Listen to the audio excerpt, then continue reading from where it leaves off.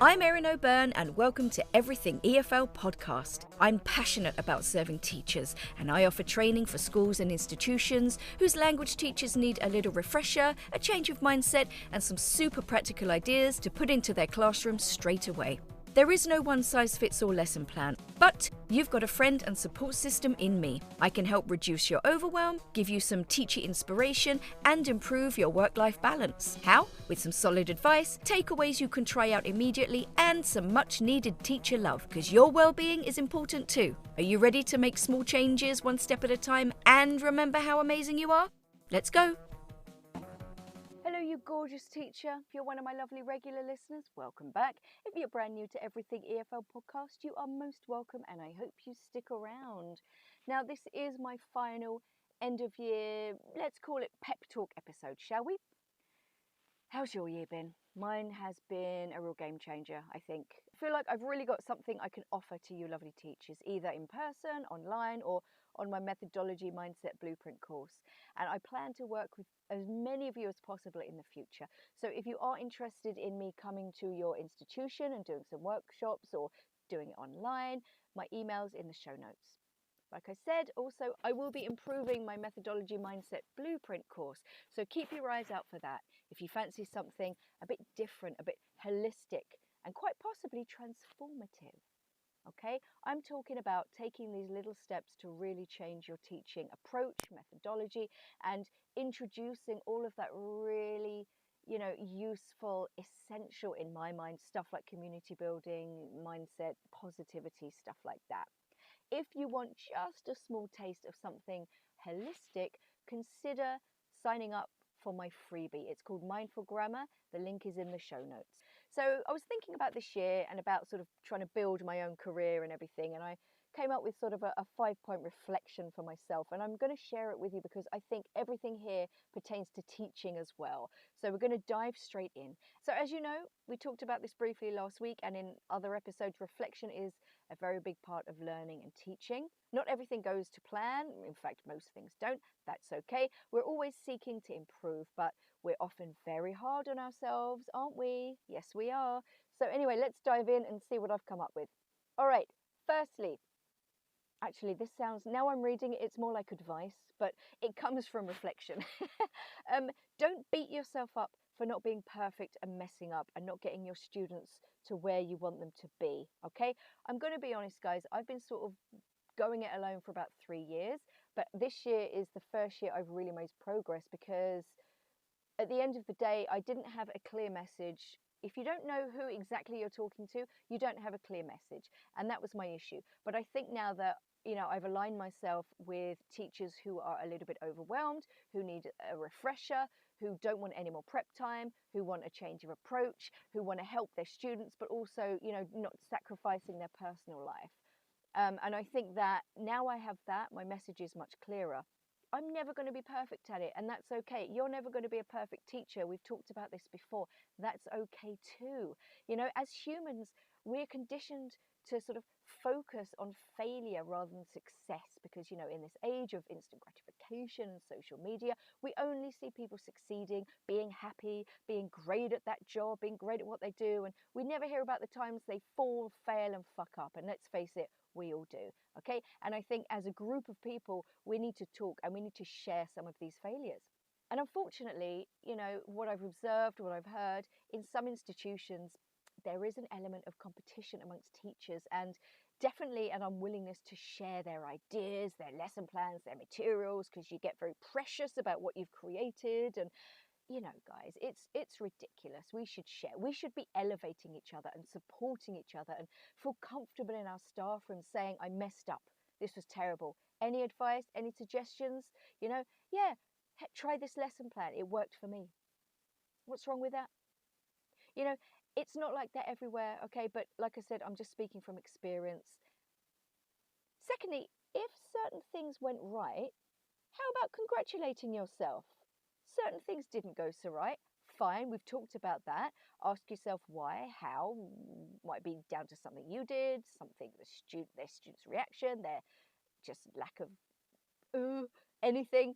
And then ask yourself what I would do next. So, Individual lessons, but also your approach, your methodology, things you're doing in lessons, what works, what doesn't work. Look at the bigger picture and then think about how to change that. Thirdly, give yourself a pat on the back for a job well done. I know that in some institutions there's an unreasonable amount of pressure. And but if you did as much as you could, that's enough. Give yourself a pat on the back. Can everybody do your job?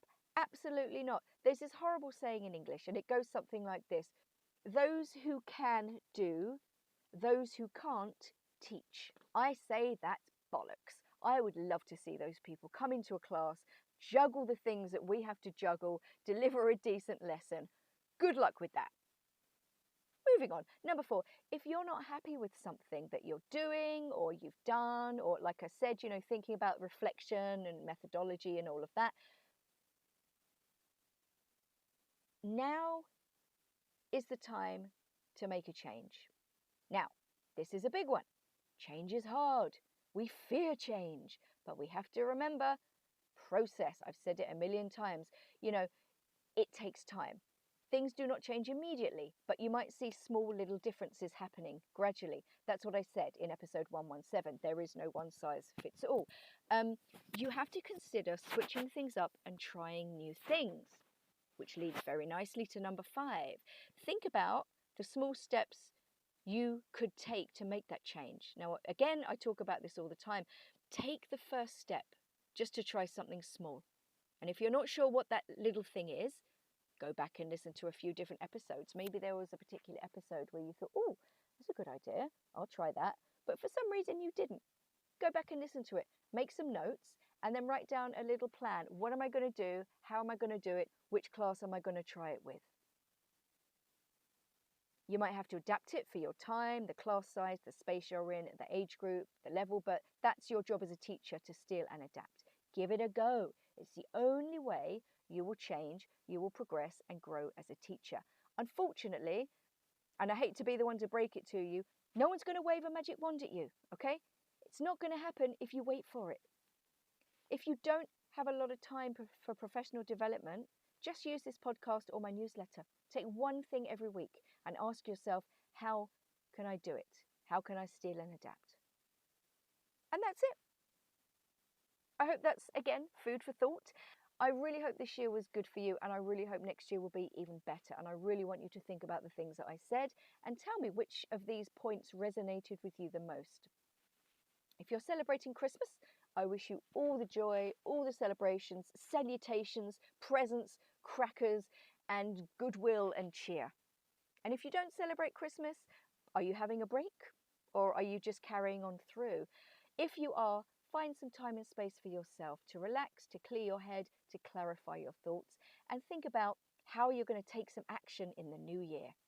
Remember, guys, I am available for teacher training in your institution, face-to-face or online. Let's have a chat. My details are in the show notes. So I'm off home to my family for a week, and then we have some family from America arriving. It's going to be a fairly relaxed, family-oriented break, which I'm very much looking forward to. But I have to say, I am really looking forward to the new year as well.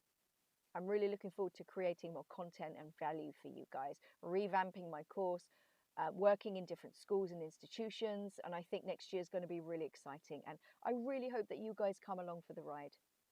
So I'll be back as per usual at the end of January. I like to have a 6-week break over Christmas to just generate new ideas, get a couple of pods recorded, reach out to a few people. Let's have a few guests on, see how that goes. And if you would like to give me a little Christmas present and pay it forward, you can do a few easy things. First, recommend this podcast to your colleagues, talk me up in your staff room, mention me to your director or principal. Secondly, join my newsletter community if you haven't already. Thirdly, if you were considering signing up to my previous Methods and Mindset course, but you didn't, again, absolutely fine. But for my own insights and my own sort of, understanding of how I can improve, just fill in this really quick 4-question survey in the show notes. It will take you 2 minutes, I promise. And that's it, guys. Have a wonderful break. I love you. I really do. I've heard from so many teachers this year. I've had such lovely conversations. And I always enjoy it. And I want to talk to more of you next year. I want to work with more of you next year. And I would like to make a real difference in your lives. Okay, so I'm going to leave it there. I'll see you at the end of January. Have a safe and peaceful week. Look after yourselves and share the love. Merry Christmas!